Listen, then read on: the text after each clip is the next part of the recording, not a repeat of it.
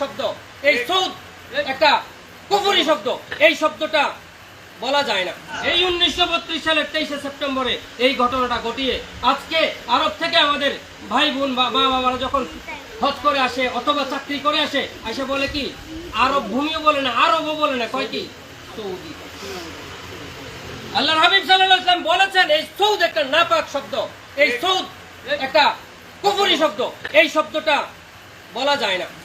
একটা গোত্রের নাম, এই গোত্রের নামে তারা আরব ভূমির নামকরণ করেছে। এই নামকরণ হয়েছে।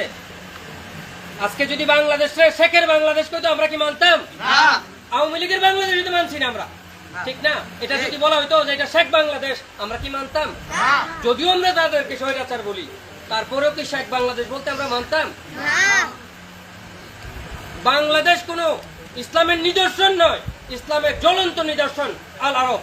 সেই আরব ভূমিতে আমাদের মাজার শরীফগুলোতে আমাদের মহান মকবুল সাহাবা একরাম নবিয়ানা অনেক নাবিগণের মাজার শরীফ, সেখানে আজকে বোল্ডোজার মেশিন লাগিয়ে যারা এই কাজটা করেছে, তারাই আজকের ওয়াহাবিদের এই সিং, এই নজদ, এই সৌদ, তাদেরকে আমরা কবুল করে নিয়েছি। আজকে আমাদের ভাই বোন, আমাদের ইমানি যত জনতা আছে পৃথিবীতে, সবাইকে এখন শোনা যায় বলতে যে এটা কি সৌদি আরব।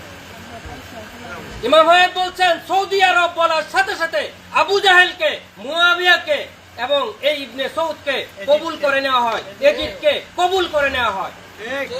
আমি যদি কোনো কারণে ইমানের বিপরীত কোন পীরকে বলি মারহাবা জিন্দাবাদ, তার মানে কি ওনার সাথে আমি একাকার, আমি আর সমর্থন দিলে আমি আর ইমানদার থাকি না।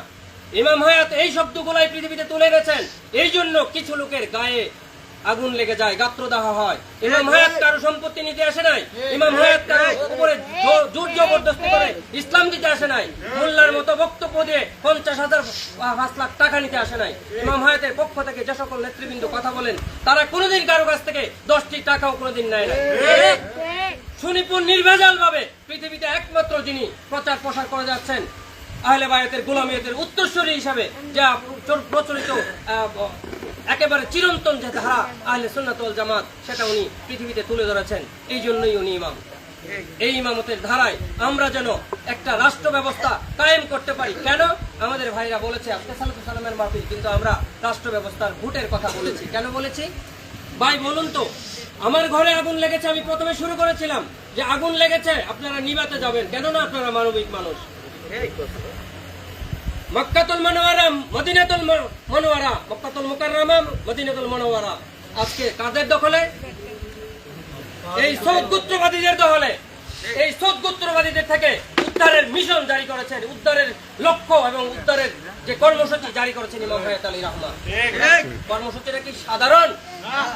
সেই কর্মসূচির মধ্যে থেকে আমাদেরকে উনি জান করেছেন যে যদি রাষ্ট্র ব্যবস্থায় আমরা না যেতে পারি, রাষ্ট্র ক্ষমতা না আসে, তাহলে অন্য রাষ্ট্রের সাথে আপনি কিভাবে কাজ করবেন? আজকে পৃথিবীতে যে রাষ্ট্র ব্যবস্থাগুলো কায়েম হয়েছে, সেই রাষ্ট্র ব্যবস্থার এত বেশি আধার, যে আধারের মধ্যে থেকে কাজ করা খুবই কঠিন। আমরা এখানে বক্তব্য দিলেও রাষ্ট্র ব্যবস্থায় কোনো প্রতিফলন ঘটবে না যদি রাষ্ট্র ক্ষমতা আমাদের হাতে না থাকে। আমাদের সুন্নি ভাই বোন যারা আছেন, তারা বুকে হাত দিয়ে বলুন তো, আমাদের শিক্ষা ব্যবস্থায় লেখা আছে কি লেখা আছে? ধর্মবইয়ের মধ্যে লেখা আছে আমার নবী 570 খ্রিস্টাব্দে জন্মগ্রহণ করছে। সুন্নিদের আকীদা কি তাই? বলুন আপনারা যারা মাজার শরীফে যান, আমাদের আউলিয়া কেরাম কি আমাদেরকে এই শিক্ষা দিয়েছে? এই শিক্ষা সুন্নিয়তের বিপরীত, এই শিক্ষা ওয়াহাবিদের, এই শিক্ষা আমাদের নয়। ওয়াহাবির পিছনে নামে আমি নামাজ পড়ি না, গর্ব করে বলি আমি ইমানদার। কিন্তু কেবলা ভূমি আজকে কাদের দখলে? কেবলা ভূমি আজকে ওয়াহাবিদের, বাতিলদের, জালিমদের দখলে। সেখান থেকে উদ্ধারের মিশন দান করেছেন সৈয়দ নিজামী শাহ দোয়ার বরকতে ইমাম হায়াত আলী রহমান।